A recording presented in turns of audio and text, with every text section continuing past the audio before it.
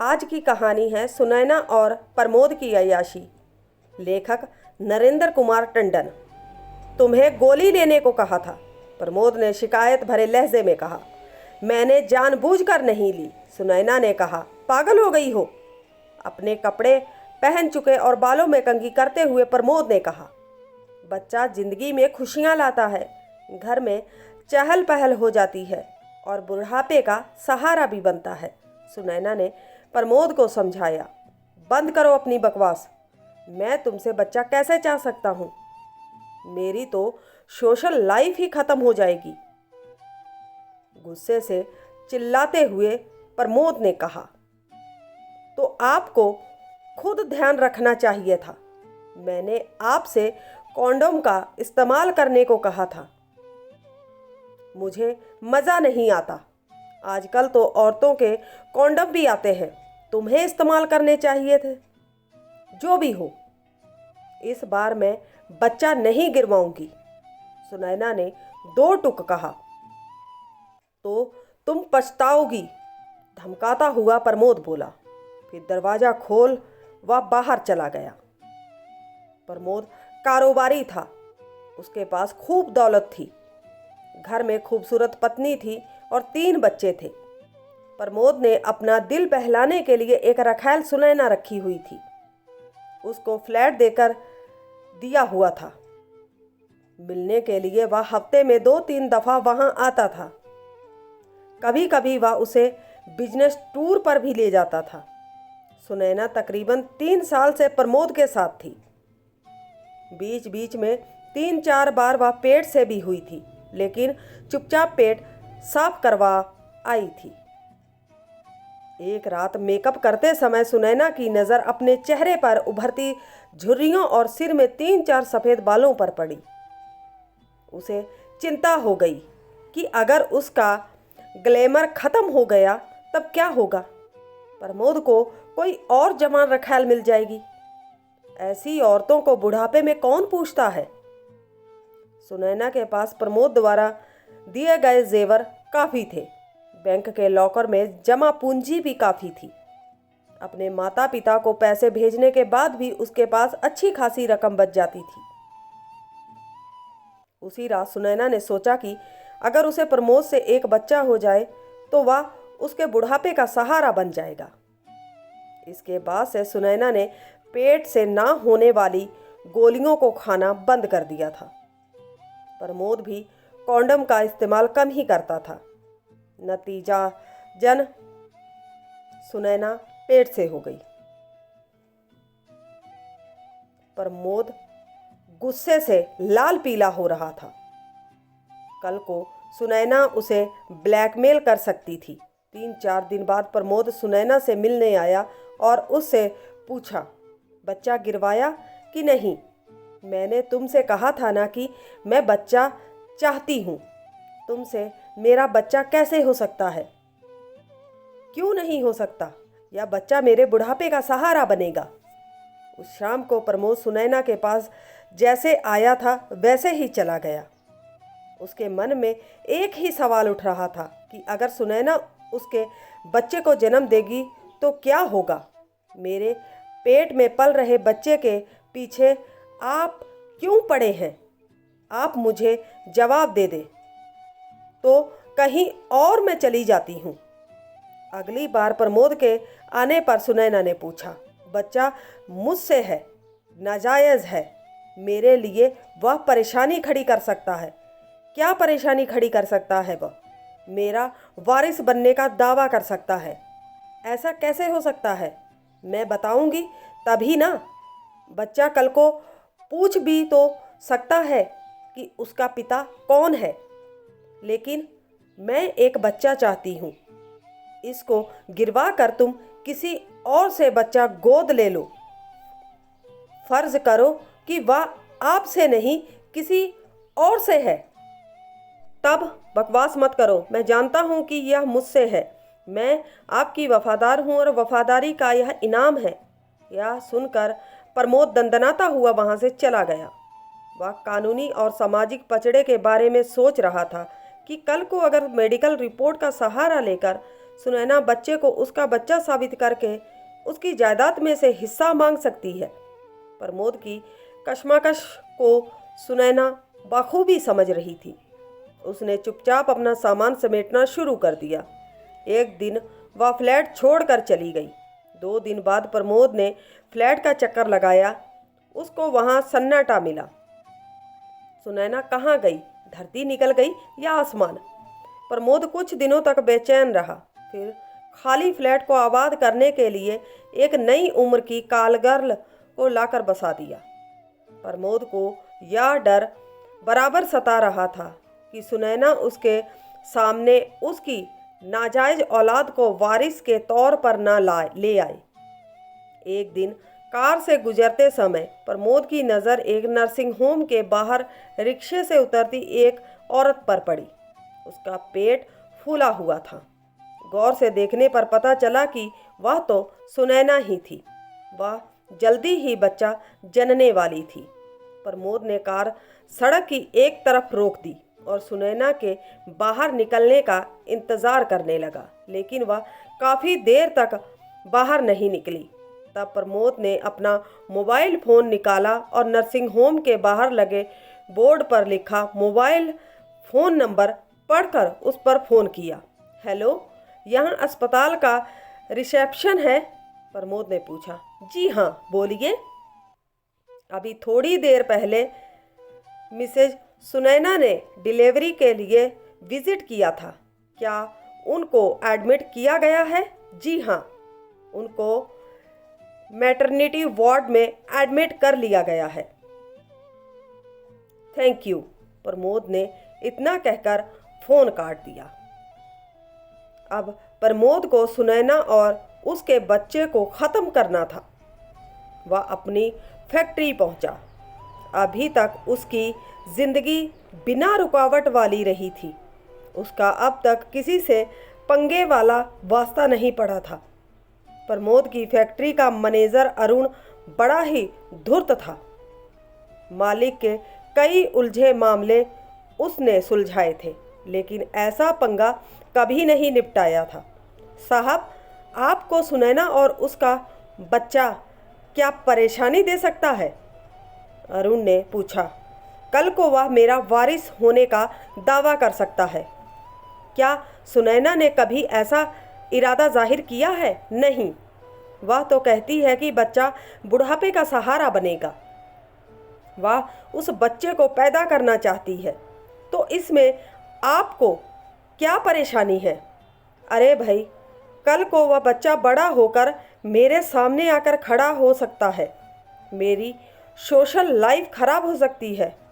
वह बच्चा आपसे ही है। क्या यह बात सच है? वह तो यही कहती है। मेरा भी यही विश्वास है कि वह वफादार है। आप क्या चाहते हैं? बच्चे और माँ को ख़त्म करना है, खासकर बच्चे को। ऐसा काम मैंने कभी नहीं किया, फिर भी देखता हूँ कि क्या हो सकता है, अरुण ने कहा। अरुण सुनैना को पहचानता था। वह नर्सिंग होम पहुंचा। जच्चा बच्चा वार्ड में सुनैना एक बिस्तर पर लेटी थी। एक रिश्तेदार को देखना है, 1 मिनट के लिए अंदर जाने दे। अरुण ने वार्ड के बाहर बैठी एक औरत से कहा। इजाज़त मिलने के बाद वह अंदर गया और कुछ ही पलों में लौट आया। सुभाष और अर्जुन सुपारी किलर थे। उन्हें सुनैना को ख़त्म करने की सुपारी दी गई थी। वे दोनों एक कार में बैठकर बारी बारी से नर्सिंग होम की निगरानी करने लगे थे। आप यहाँ अकेली आई हैं? आपके साथ कोई नहीं है? लेडी डॉक्टर ने मुआयना करने के बाद सुनैना से पूछा। जी, मेरी मजबूरी है। इस पर लेडी डॉक्टर समझ गई। सुनैना कुंवारी माँ बनने वाली थी। ऐसे मामले नर्सिंग होम में आते रहते थे, लेकिन कानूनी औपचारिकता अपनी जगह थी। इलाज, डिलीवरी या ऑपरेशन के दौरान मरीज़ की मौत हो सकती थी, इसलिए किसी जिम्मेदार आदमी के फॉर्म पर दस्तखत कराना ज़रूरी था। आपकी जिम्मेदारी के फॉर्म पर दस्तखत कौन करेगा? मैं खुद ही करूँगी। ऐसा नहीं हो सकता। तभी सुनैना को दर्द शुरू हो गया। चंद मिनटों के बाद उसने एक खूबसूरत बच्चे को जन्म दिया। सारी औपचारिकताएं धरी की धरी रह गईं। 4 दिन बाद सुनैना को छुट्टी मिल गई। बच्चे को गोद में उठाए वह नर्सिंग होम से बाहर आई। ऑटो रिक्शा में बैठी उसके पीछे किराए के हथियारों की कार लग गई। इंस्पेक्टर मधुकर लोकल थाने के एसएचओ थे। वे चुस्त और मुस्तैद पुलिस अफसर थे। दोपहर का खाना खाने के बाद वे चंदू पनवाड़ी के यहाँ पान खाते थे। इस बहाने से वे इलाके का दौरा भी कर लेते थे। नर्सिंग होम से ऑटो रिक्शा में बैठी सुनैना के पीछे किराए के हथियारों की कार लगी थी। उनकी यह हरकत जीप पर सवार एसएचओ मधुकर की निगाहों में आ गई। उनके एक इशारे पर ड्राइवर ने जीप कार के पीछे लगा दी। ऑटो रिक्शा एक बस्ती में पहुंचा। सुनैना उतरी, भाड़ा चुकाया और अपने किराए के कमरे की तरफ बढ़ी। पीछे आ रही कार थमने लगी। तभी सुभाष की नज़र पीछे से आ रही जीप पर पड़ी। अर्जुन, कार मत रोकना, पीछे एसएचओ आ रहा है, सुभाष ने कहा। तो अर्जुन ने कार की रफ्तार बढ़ा दी। एसएचओ मधुकर ने जीप में सादा कपड़ों में बैठे एक पुलिस वाले को इशारे से कुछ समझाया। वह पुलिस वाला सुनैना की निगरानी करने लगा। कार का नंबर नोट कर मधुकर ने पुलिस कंट्रोल रूम को भेज दिया। चंद मिनटों में शहर के खास इलाकों में तैनात पुलिस की गाड़ियों को उस कार के बारे में हिदायतें मिल गईं। एक चौराहा पार करते समय एक कार उस कार के पीछे लग गई। उस कार में सादा ड्रेस में मुखाबिर थे। एसएचओ मधुकर थाने पहुंचे। थोड़ी देर में उनका मोबाइल फ़ोन बजा। सर, उस कार में 2 लोग हैं जो अपराधी नहीं दिख रहे हैं, मुखाबिर ने खबर दी। ठीक है, तुम उन पर निगाह रखो, इंस्पेक्टर मधुकर बोले। थोड़ी देर बाद एक बस्ती में तैनात मुखबिर को फ़ोन आया। साहब, खतरा है। क्या खतरा है? जान जाने का। और क्या खतरा हो सकता है? तो उन मवालियों को पहचानता है क्या? नहीं, पर मेरा अंदाज़ा है कि इस इलाके का खबरिया राम सिंह भी नहीं पहचानता होगा। तब हम क्या करें? इस बाई की हिफाजत और निगरानी खतरे की वजह इसका बच्चा। क्या? तेरी इस क्या का जवाब फिलहाल मेरे पास नहीं है।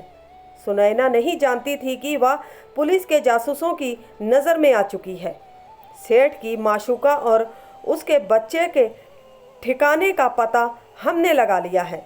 जल्दी ही वे दोनों को मार देंगे, प्रमोद के मैनेजर अरुण को सुपारी लेने वाले ने बताया। ठीक है, मेरा और सेठ का नाम नहीं आना चाहिए, अरुण ने कहा। आप तसल्ली रखें। बच्चे के जन्म के बाद सुनैना ने अपनी एक सहेली मीरा को फ़ोन किया, जो उसके बारे में सब कुछ जानती थी। अरे, तेरी और तेरे बच्चे को मरवाने का ठेका दिया है सेठ ने, उसकी सहेली मीरा ने बताया। क्या? उसको कैसे पता चला? वह तेरे पीछे शुरू से ही लगा है। तुझे किसने बताया? तेरी जगह फ्लैट में आई उस नई लड़की ने। अब मैं क्या करूं? सुनैना ने पूछा। अपना ठिकाना बदल ले। ठीक है, सुनैना बोली। दोनों सुपारी किलर सुभाष और अर्जुन आपस में सलाह कर रहे थे। बाई इस बस्ती में है, कल उसका घर ढूंढ कर उसे ख़त्म कर देते हैं, सुभाष ने कहा। सुबह सुनैना बच्चे को कुनकुने पानी से नहलाकर साफ कपड़े में लपेट चुकी थी। वह सोच रही थी कि कहाँ जाए। तभी उसको अपनी पुरानी सहेली प्रेमलता का ध्यान आया। वह एक अनाथालय की मैनेजर थी। सुनैना बच्चे को गोद में लेकर बाहर आई। उसने एक ऑटो रिक्शा किया।